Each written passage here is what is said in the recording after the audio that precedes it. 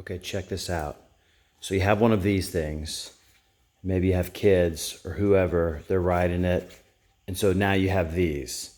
And you're tired of it because this is really hard to get back on to this.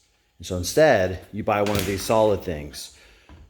All right, so check this out. Let me show you how to put this solid one on this and get rid of those, okay? First thing, when you're taking this off, to get the caliper off, the brake caliper, this is a 6-bolt disc. Take that off and go ahead and take your cable off. You can fix that later, but we want to get to where we can take this from our scooter, whatever it's called.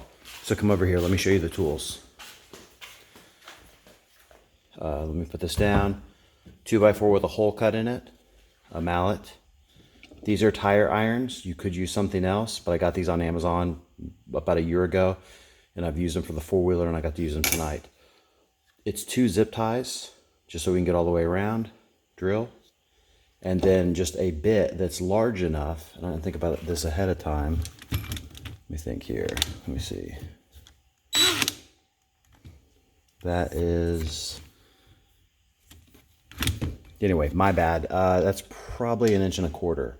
So the point of that drill here in the 2x4, we're gonna take this, right? And we're gonna drop that in there. All right, and then these on the ground, right? On the ground is where we'd work at, but since we're up here and I'm already done, we'll just use it here.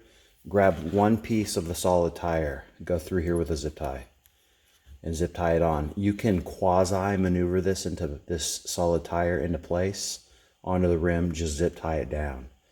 With your 2 of your levers, you're gonna go one here and one here.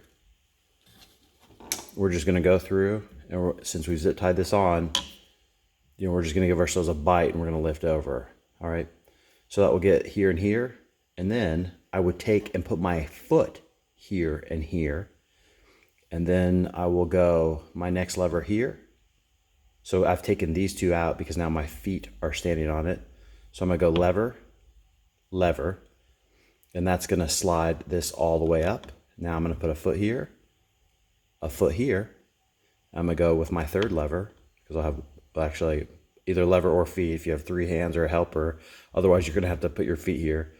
So lever, lever, and with your 3rd lever, boom, and you are done. Now, when you have this little solid piece, you're gonna see little dots all the way around. So what you have to do is take something like this, could be a flathead, Phillips, you know, wood dowel, whatever you have, and you'll tug that in.